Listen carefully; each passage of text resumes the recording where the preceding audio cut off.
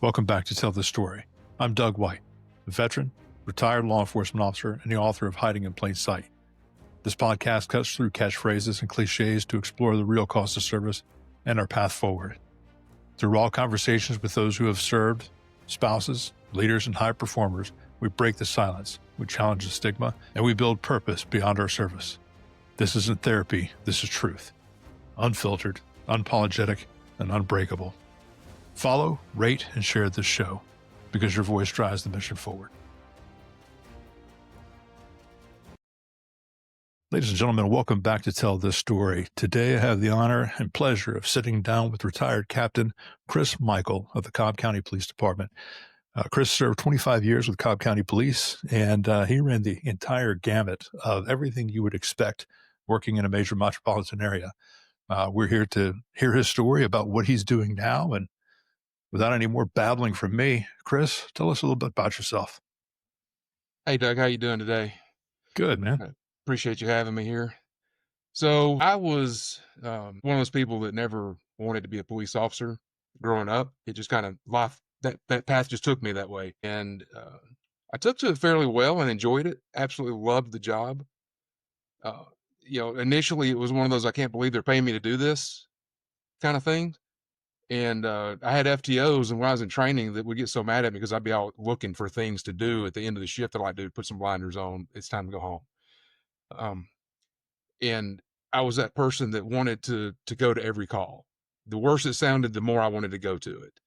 And I did not realize that we all carry the proverbial cup, the bucket, the rucksack, whatever euphemism you want to use, that starts filling up from day one. And I was going through the career thinking I was doing fine. Had my first officer involved shooting in 2003, where we went to a house. The lady called, said the man had come and was high on drugs and was acting crazy. They had self-evacuated. I met with them at the entrance of the neighborhood. They told me what was going on. No crimes occurred, no weapons, no nothing. Just get him out of my house. So I said, go wait at this little business down in the corner. We'll go do it. We'll take care of it. Well, while we were there, he came out with a gun. We ended up having to shoot him. We're not trained to call death on the scene. So we secure, we handcuff, you know how it goes, right?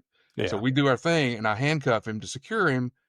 And as soon as I do that, my sergeant sent me to do the death notification by myself. So I did. I went and did it. We got through all that. And 2004, I responded to a suspicious persons call.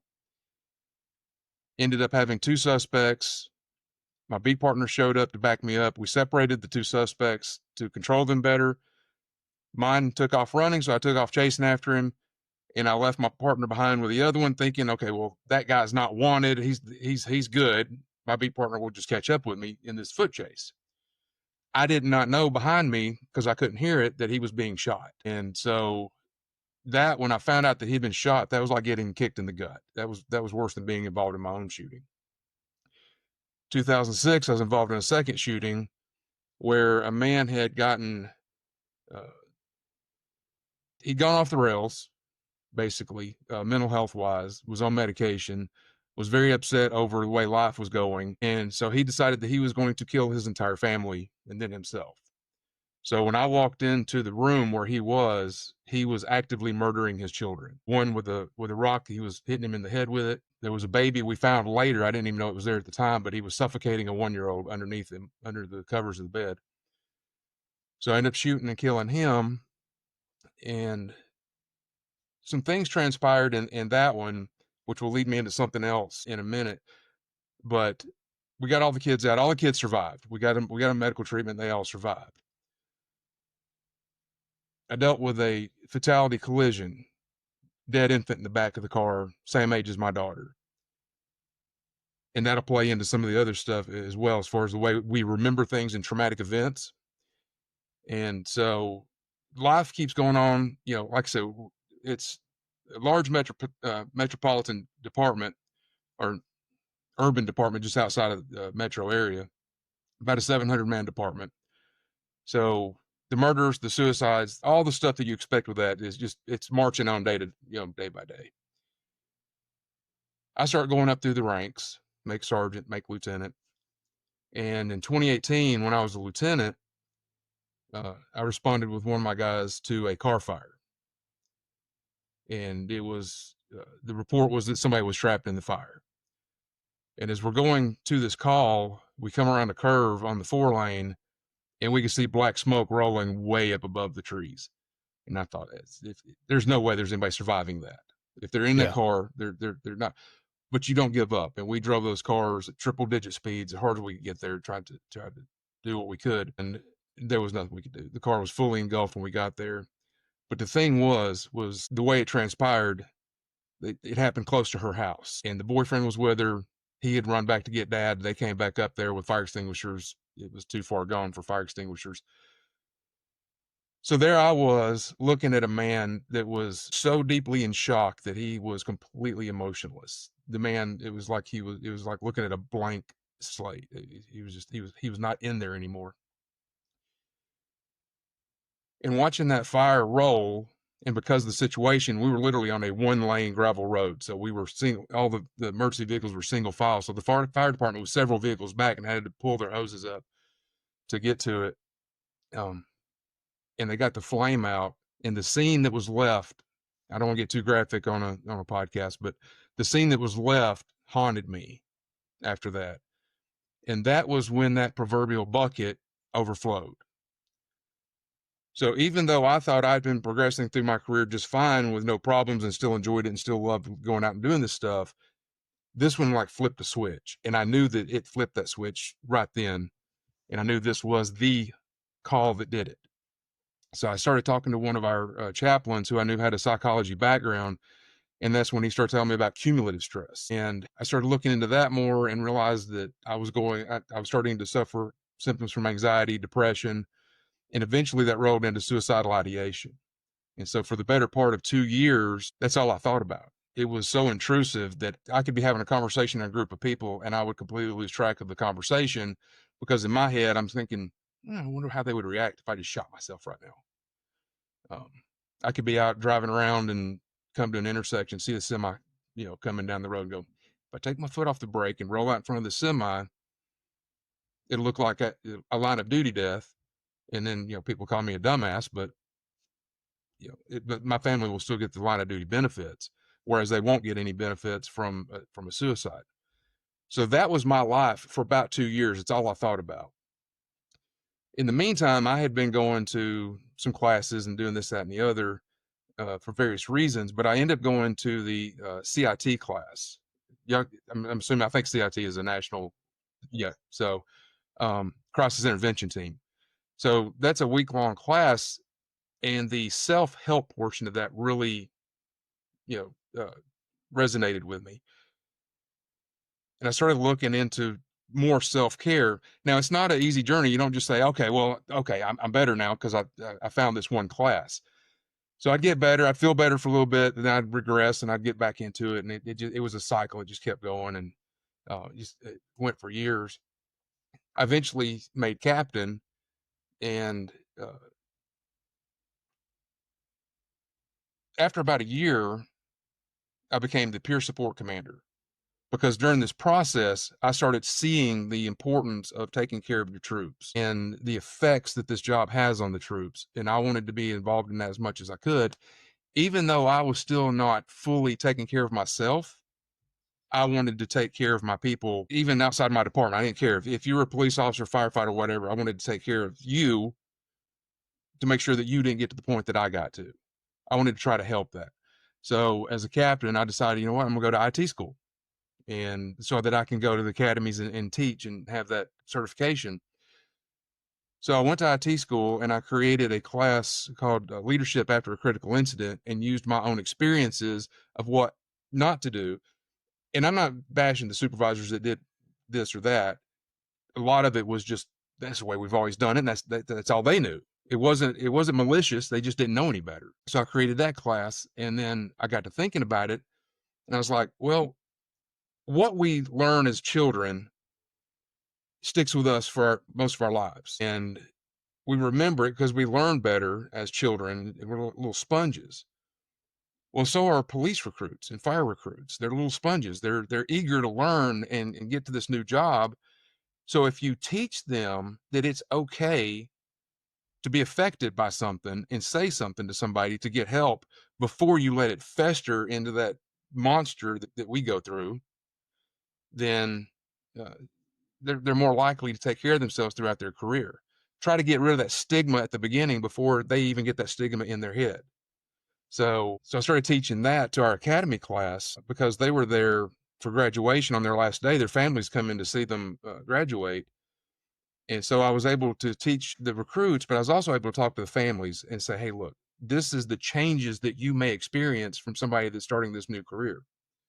Here are some of the red flags, and make them prepared for it, because the family is just as important to this career as the officer themselves, because without that family support, where are you?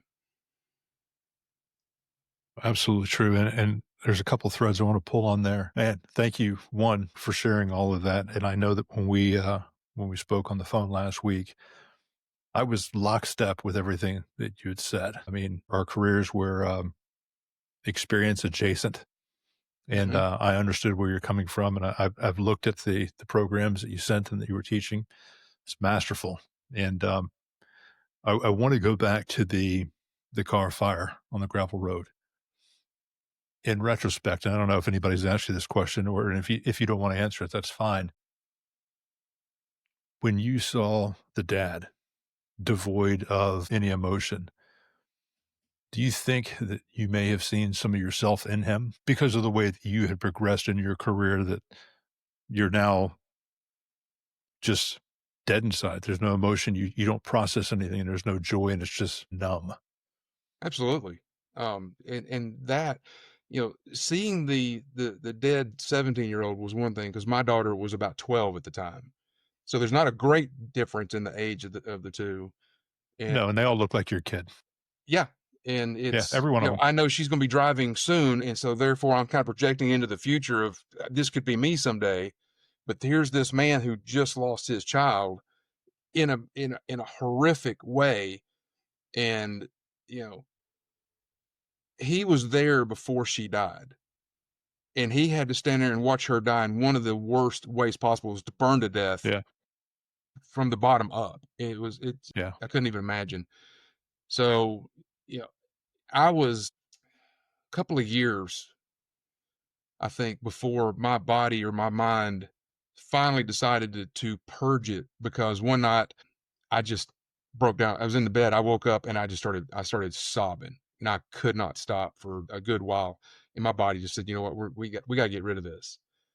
And then sometime later, I actually went back by the scene and saw the memorial that the family and friends had set up, the candles and the cross and all that kind of stuff at the tree. The tree still missing the bark where she hit it. And my wife was with me. I wanted her to see the scene. I wanted her to be there so that she could share with me the actual scenery in the woods, the gravel road, so she could see when I talk about it, have an idea of what I was seeing. And then that was the second time. That night I went home and went to bed, and later in the night I started thinking about it, and again just broke down crying. And I'm not ashamed to say that, I had human emotions and they came out.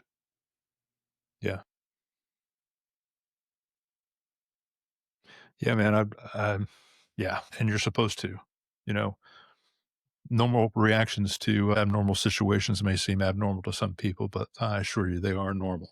Absolutely. And I'm glad you said the word normal, because the things that we do, whether you're okay after a critical incident, whether you were deeply affected by the critical incident, or anything in between, is your normal. Yeah, It's okay to yeah, be okay, it's okay to not be okay. But if it's okay to not be okay, it's not okay to stay that way. exactly, exactly. And the line of normal moves. It continues to move and progress, and that becomes our new normal. People talk about resilience and allostasis. Adjusting to that stress and becoming greater than and more powerful than, and just growing beyond. It's like going to the gym. You continue to do squats, your legs are going to get stronger. It's okay to experience those things and sit with those things and work with those things, but you have to find meaning in that experience, and you have to grow from that. And it's a choice, but you don't have to. It's a choice. One of the other things that I wanted to pull on, when you decided that you were going to go to the instructor techniques training and you were going to go to the CIT and you were going to start rolling this out to the academies, I agree with that 100%. It's part of legislation that just passed here in Florida. The recruit academies are now going to get 4.5 hours of resiliency training. And that's 4.5 hours more than we've ever had in the history of law enforcement in the state, mandated by the Florida Department of Law Enforcement.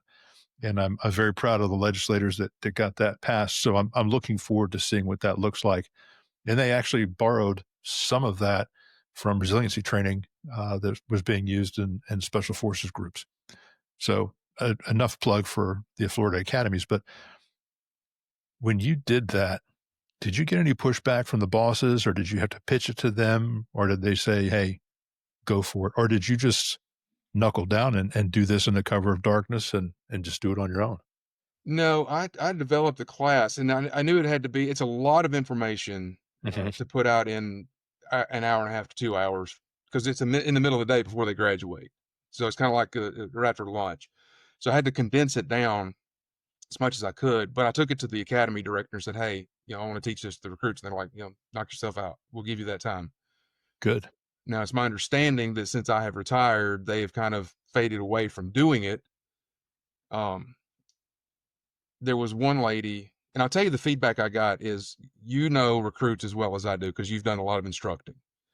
It's their last day of the academy. They're doing this. Exactly. They're ready to go get that uniform, that dress uniform on, the Class A, and go get graduated and get out on the road. So they're just like, there's no test to this. So I hope that some of it sunk in. But who was affected the most were the moms, because the moms would come up and say, because I tried to alleviate some of their fear, because they fear their child going into law enforcement and being killed and whatnot. So I tried to alleviate some of that with some statistics.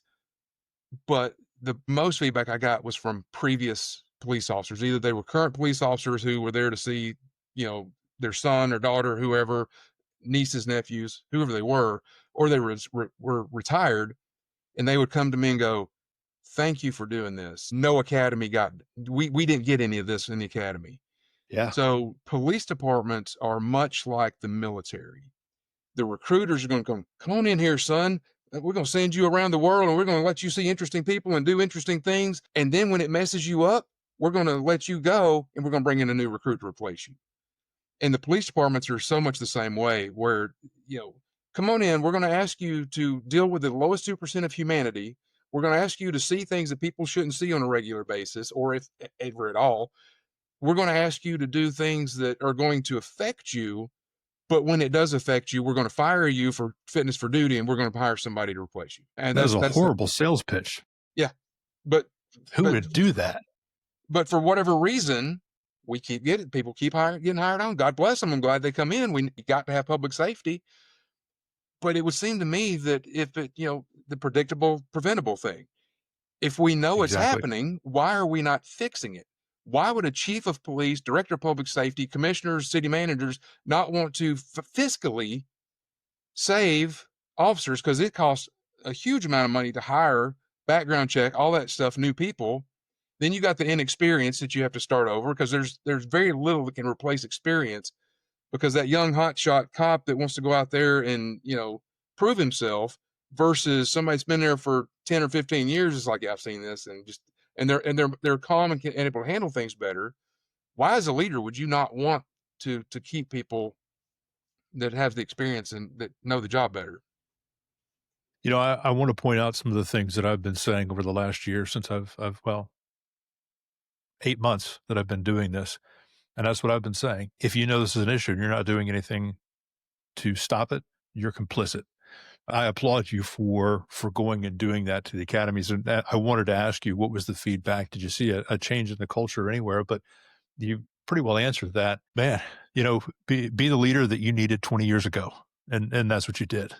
Where was this stuff when we were going through? And I think a lot of the times organizations, for better or worse, and I don't even know if they're even aware of it, but treating people like they're interchangeable parts or tools is not the way to go. I mean, in the academies, and I would imagine all the responder disciplines, and of course, I know basic training and military training, you're trained to go do the do. You're not trained to come home. That's none of their business. But I've always believed that it's your job as a leader. It's your moral obligation as a leader. The privilege of being a leader is to ensure your people are whole, whatever that looks like. And if they need groceries, you help them find groceries that are affordable. If they need mental health counseling, if they're having problems at home, child care, their lawnmower broke, whatever it is to make sure that your people are whole, that is your job. That's what you signed up for. It's not, hey, you were speeding. It's not doing vehicle inspections and how come your back seat's dirty. Those are things. That's not the stuff that matters.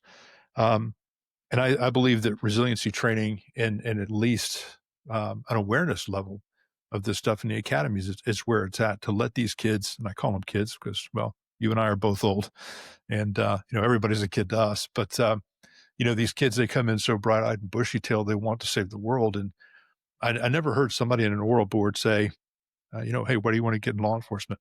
Well, because I want to be damaged in 10 years. Nobody says that. They want to serve. They want to help. And what are we doing to serve and help them? So I think the awareness training to let them know that these are physiological and neurological changes. This is the way your body responds to these things to save you, to protect you. It's a built-in fail-safe. And you have to understand that these are the things that are going to happen. This is what it looks like. And these are the things you can do to, as you say, empty your bucket so much as you can with whatever resources you have. And there are so many people out there nowadays, so many books, so many podcasts, so many resources to do this stuff. And, I wanted to switch gears a little bit and talk about some of the resources that you have found. I mean, you sent me your list of resources that you want to include in something that I'm going to talk about too. But your resources, brother, you got them all covered. I mean, that's an extensive list. And found a new one today. Really? And the one that you sent me back when I sent you the list and you replied back, that was a new one. So they're out there and there's rabbit holes. So a good resource, when you go to their resource and look, they will have partners and other resources attached that they're working with or recommending or whatever. So I will go down those rabbit holes as well and pull those. You were on the podcast with Sam and John at A Badge of Honor. Well, I have pulled resources from some of their other guests. So if you looked at my list, you saw 2,200 taps. I watched that podcast, and I went and looked at her website and watched some of her podcasts, and talked to her for about 3 hours on the phone. And it's just another good resource. And then she works with 22-0, and then it's just one leads to another. So that resource list I sent you, I actually used them. What was that? I used 22-0 back in April of 23. Yeah. And I'll tell you right now, buddy, it was like taking a boiling pot of water off that hot eye overnight. It's incredible.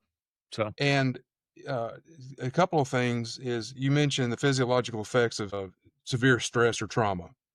And that was one of the things that I talked about a few minutes ago that I get back around to is, after my first shooting, I had somebody recommend the book Deadly Force Encounters by Dr. Alexis Artwall. And it talks about those physiological effects. So that's where I learned that if you are prepared and you know the why before it happens, you deal with it better. So when my second shooting occurred, those kids were in the room, my brain made up a whole nother kid. I was describing him, saying he's missing. We got to find him. I thought he'd run off hiding. And they're like, no, all the kids are accounted for. And because I'd read that book and I realized the brain can do some odd things in those situations, I went, okay. And it didn't affect me. If I had not had that knowledge, I may have gone, oh my God, I'm losing my mind. I'm hallucinating. I'm going crazy, whatever. But I didn't. So if we educate people on how the brain works and why the things happen, then they're likely to be able to process it better and go, this is normal. There's nothing wrong with me. This is how bodies react to this. So education is so important leading up to the career. And don't. Absolutely. Well, don't wait. Well, you'll experience, you'll figure it out. Well, why don't I tell you ahead of time? Because I don't know about you, but when I joined the Army, I went to my dad and his friends that were Vietnam veterans. I said, what is to be expected? What can I expect? They're like, basic training is a mind game. They're going to yell at you and try to embarrass you and do things to you. if they're smoking you, the push-ups and whatever, all they're doing is strength training.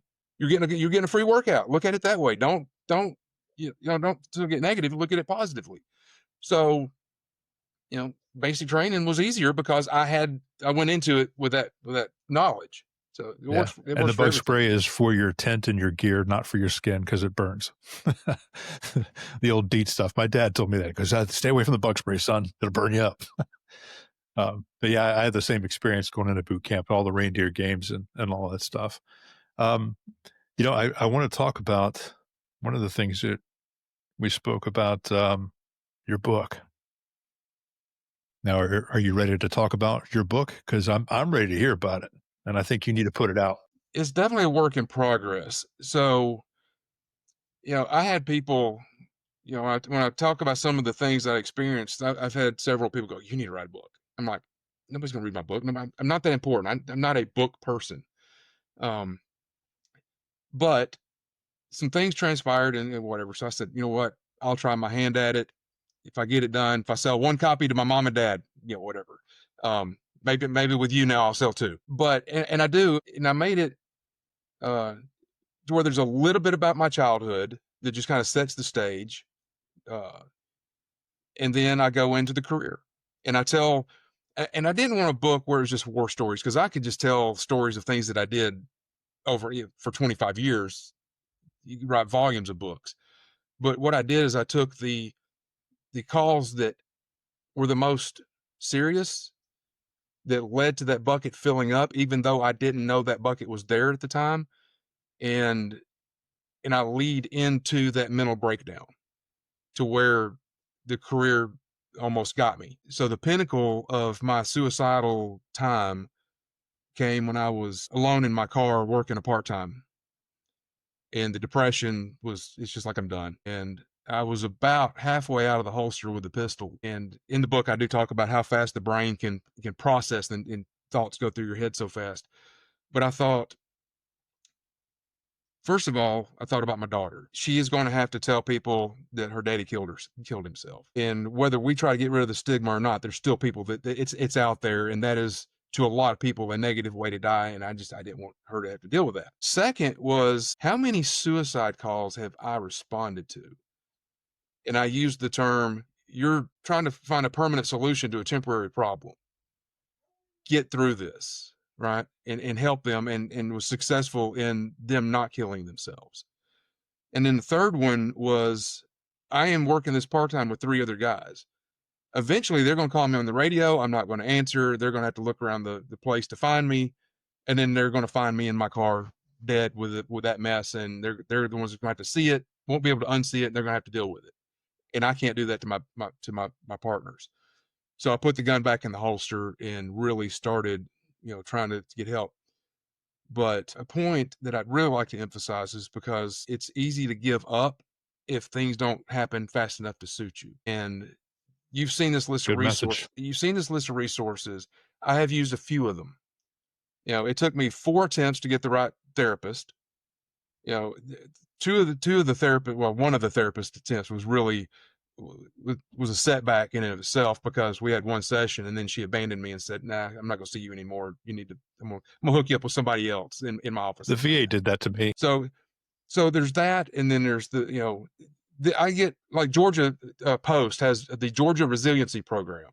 So it's like a 3-day thing where you go and you sit and you share your stories, and there's no judgment, and you feel comfortable sharing it, which is great. It's something I went through. The Georgia DPS OPSS, which is the Department of Public Safety, Office of Public Safety Support. In short, it's the Georgia State peer support team.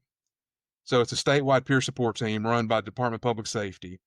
They put on what's called a PCIS, which is a post-critical incident seminar, which is very similar to the Georgia Resiliency Program, where it's 20 or 25 people sitting in a room, similar experiences, sharing their experiences, opening up publicly, saying things for the first time they may not have said before. And they do large group sessions, small group sessions, and then single one-on-one with a mental health professional that's attending with you. So I've been through that. I've gone through the Reboot program, Reboot Recovery Program. Have you heard of that one? No, Okay. I haven't. Okay, so Reboot Recovery Program, I think, was started at Fort Bragg, if I understand that correctly. But they have a military version, a public safety version, and a civilian version. It's faith-based, and they talk about trauma and stuff like that and kind of help you get through it and heal. Healing the Heroes, I've talked with them, talked with one of their coaches. Outer Circle Foundation, I've met Matt Payne through that, and he was the one that hosted the Reboot program at a local church. So every one of these things that I go through, and I've been through some more, every one that I go through, I pick up a little piece of it. This helps here, that not so much, but this helps because not every program is 100% effective for every person that takes it. All right. So if something don't work for you, okay, that didn't work for me, let's try something else. The point of all this is to don't get frustrated and say, well, I give up because that didn't work. There are so many resources out there now. There's clinical therapy, there's horse and dog therapy, there's outdoors adventures. I can't tell you how many resources are now taking veterans hiking, fishing. I got a friend that they do disabled veterans. They take them up to North Georgia trout fishing, stuff like that. There's so many things out there. So even if you don't want to lay on a couch, there's still therapy available for people that have been there, done it, and can help you progress through your thing. So in all of this time, even though I was still suffering from depression, anxiety, went through different phases of like nightmares. So I'd go from laying awake with that picture show of all those memories running through my mind, not being able to go to sleep for hours, to when I retired, I've been having nightmares for a long time, but when I retired, they got worse.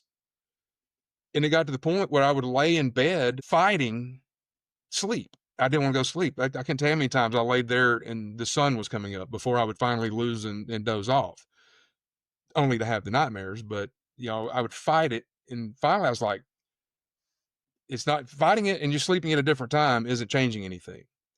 So I changed that mindset to turn the light off, lay my head on my pillow, and go, let's see what adventures we have tonight. Because it's going to happen. I can't change that. I talked with a mental health person that's a friend of mine, and asked about medication. Is there medication for nightmares? And they said there are. So I looked into those. Well, one of them is a blood pressure medication. Well, I already have blood pressure issues where my blood pressure will get low. So if I say something that lower, I may pass out. So that's not effective. And I don't like pills anyway. But there was a whole list. But then I talked to somebody else. Like they said, there's no empirical, actual evidence that these pills work for that. It may have worked for some people, like a placebo, whatever. It's hit or miss whether it works. So whether it works for you, EMDR has worked for a lot of people. Everybody I've talked with that's tried it has said it was effective. But I've talked to psychologists that said, I don't use it. I don't believe in it. I use another method. The point of all that is just to say how many different things are out there. If it doesn't work for you, try something else. Don't give up that battle. Yeah, no, there's 800,000 cops out there, and there's 800,000 different combinations of what will not work, and to degrees.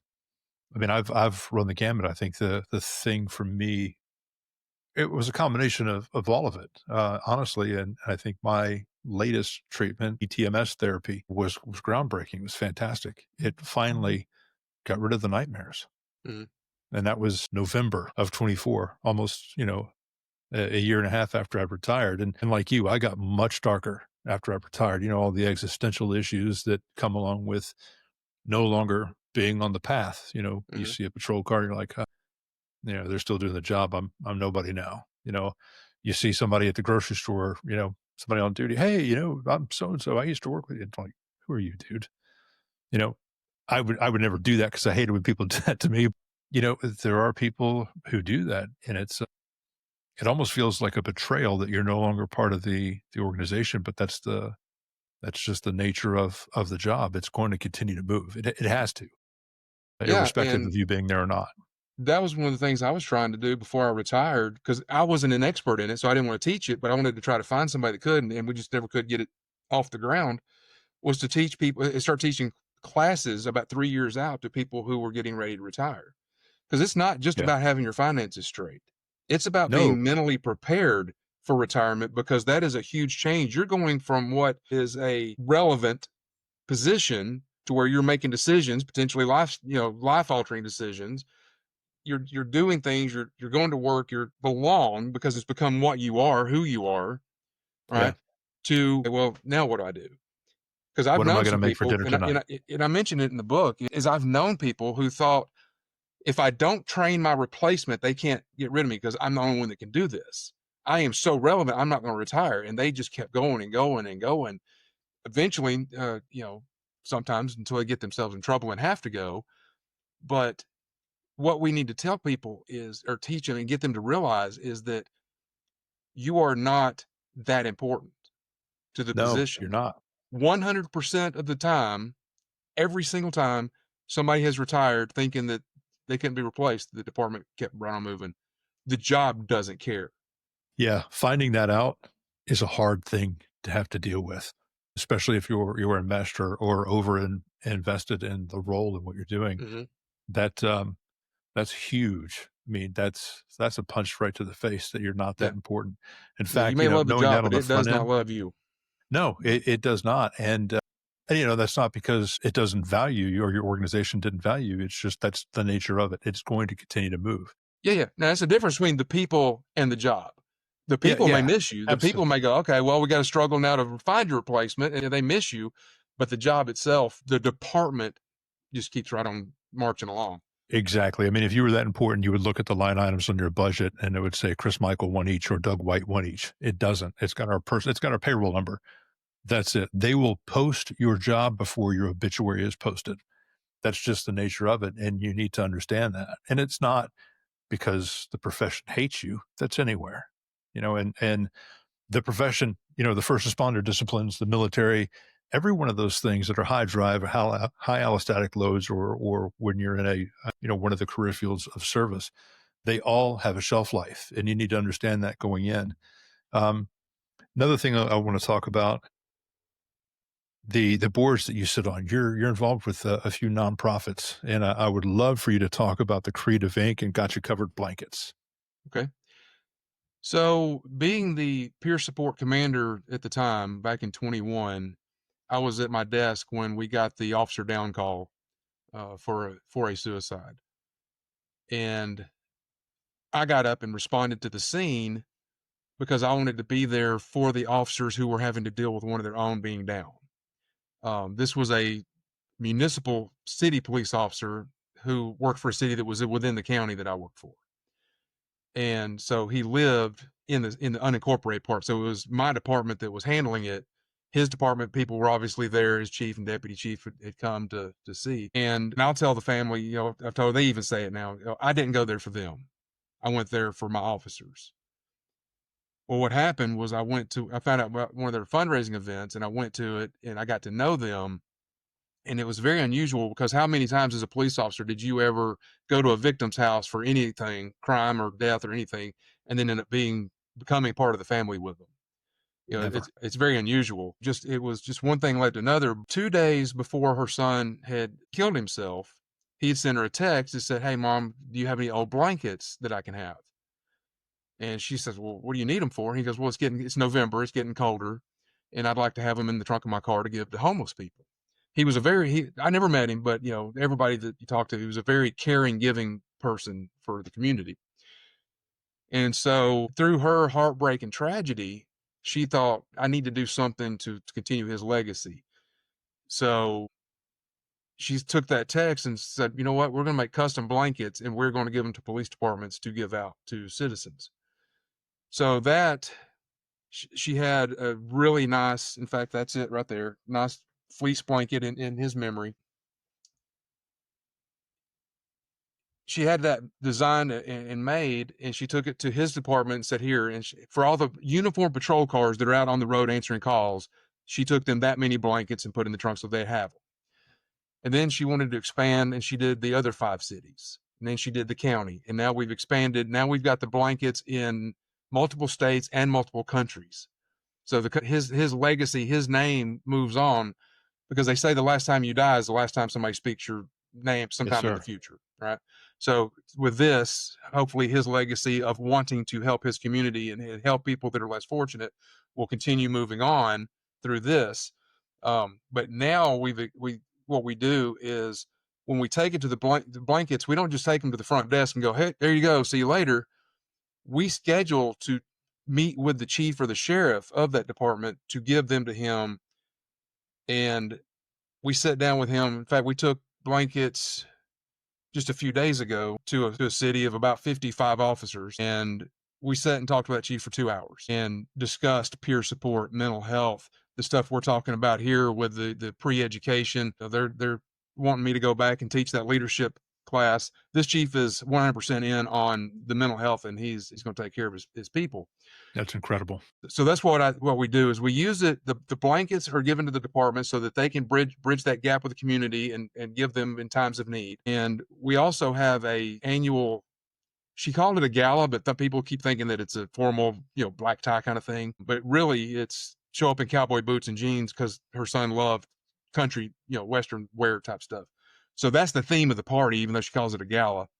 So we will have our own awards ceremony, because departments will generally have their annual awards, but it's life-saving, valor, whatever, that kind of stuff, fitness awards, whatever they do.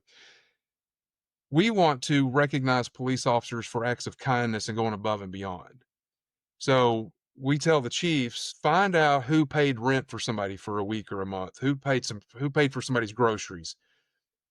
Tell us about how you used the blanket. There was one where an autistic toddler had escaped from the house overnight in sub-freezing temperatures, was headed for water, and the officers found her wearing nothing but a diaper. And paramedics said just a little bit longer of that exposure, and she would have died of hypothermia. But they had that blanket and they wrapped her up until the paramedics could get there. And so there's all kinds of stories like that, and we want them publicly recognized for the stuff they're not going to see on the 5 o'clock news. That's beautiful. Chris, when you said that, people are being recognized for valor and life-saving and all that stuff, there are, God, I'm just going to throw out a number, 100 to 1 acts of kindness versus acts of valor being done by cops and firefighters all over this country. I mean, I've got dozens of just my own personnel, the wonderful things they've done. And by doing that, have inspired me and their zone partners to do wonderful things too.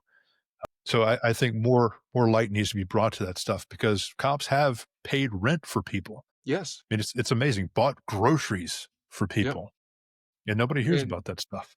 And the thing is they're not doing it for recognition. They're not going back to the precinct going, look what I did, and patting themselves on the back. Most of these are being found out because the citizen publicly thanked them through their department. Their beat partner ratted them out. Yeah.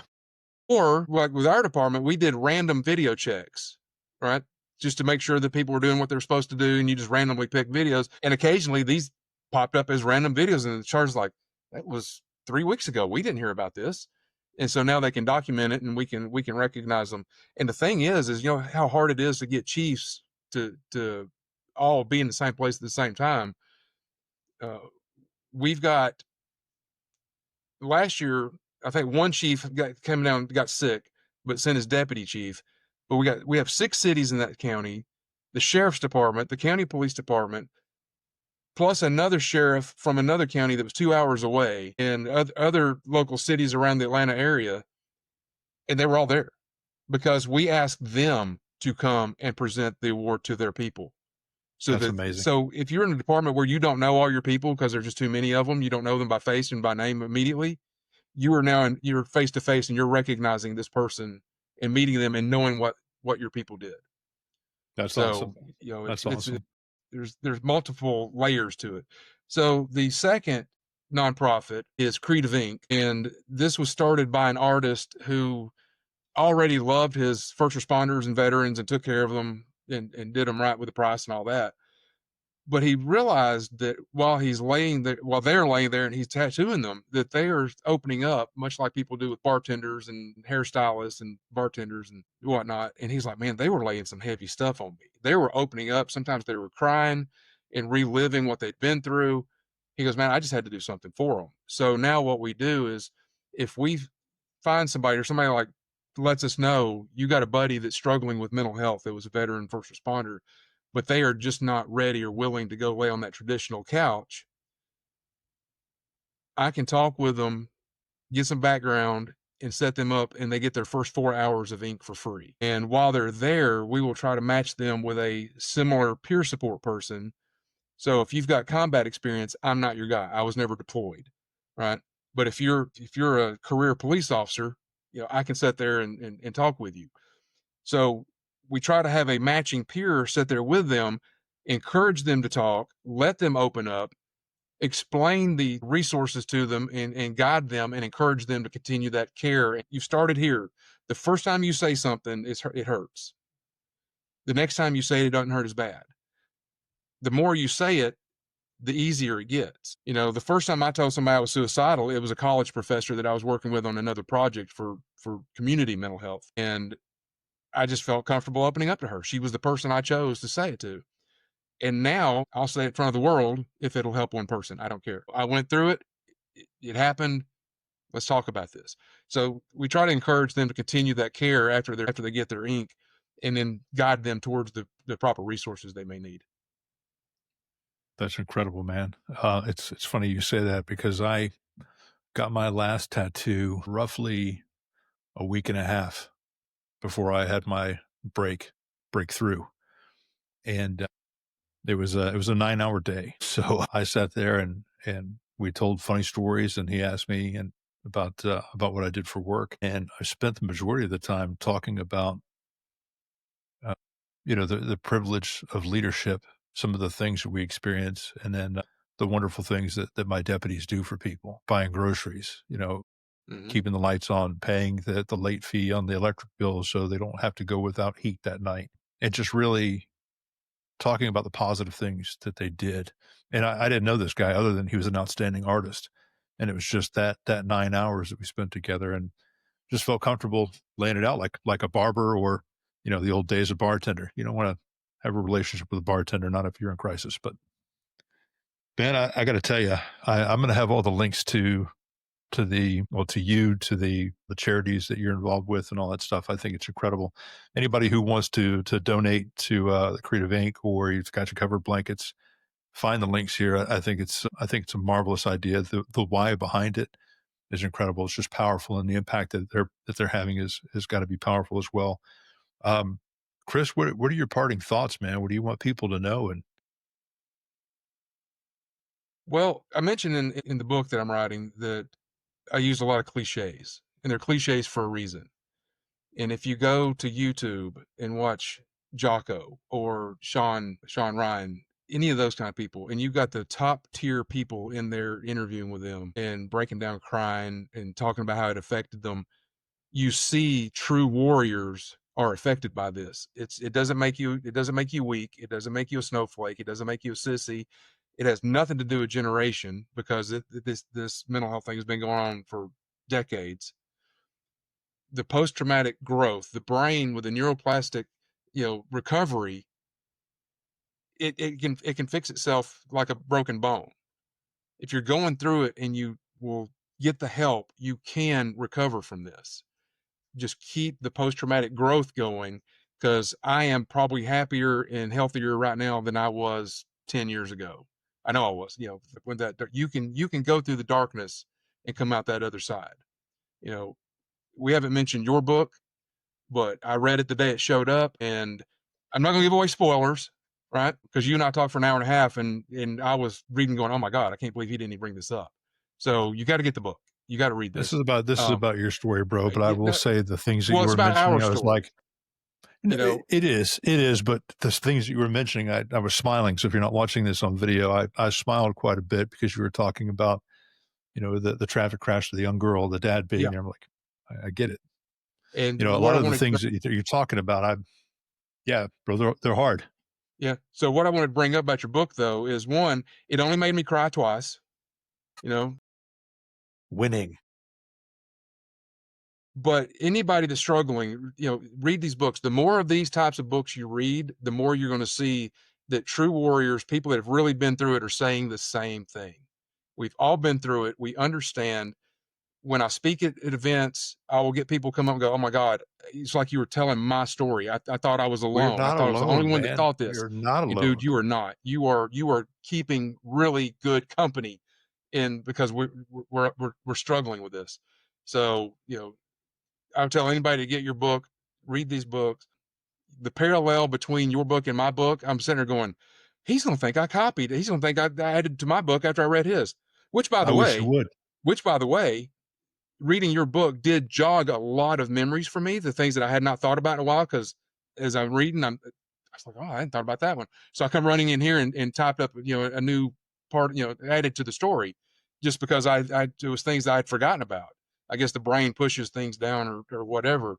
But, it was a good book, and I enjoyed reading it. And the more people that do this, the more people who have struggled and gotten through it and can share their growth through post-traumatic stress, the better.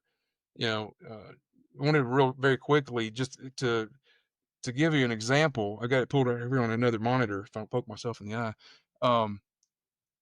ODMP.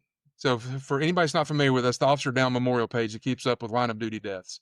So far, currently for 2025, we're at 34 total line of duty deaths. We are currently at 50 suicides. More than that, buddy. So for the leadership out there, and that's just law enforcement, that's not counting the fire department and the corrections and dispatcher EMS. For the leadership out there, if you have any kind of a deficiency in your department, driving, shooting, excessive force, anything like that, you go and you send them back for refresher training or give them some additional training. Yet we're losing more people to suicide than we are line of duty deaths, but we're not up to, now it's increasing. I do give credit that there's more and more of it out there, but we're still not addressing it to the point that we should be. Give your officers the training. Stop being afraid of liability. If you're not creating the culture where they feel comfortable talking, all you're doing is ticking time bombs out there into the field. They're still having the same problems. It's still there. You're not getting rid of it by ignoring it. Or you can create that culture where they know that they can go down that other path where they go, okay, this was a really horrible call. I can go to my sergeant, my lieutenant, area commander, whatever jurisdiction refers to their people, and say, hey, that one bothered me. I need to talk with somebody, whether it's a chaplain, whether it's peer support, whether it's an outside therapist, whatever it needs to be. And they say, okay, we got you.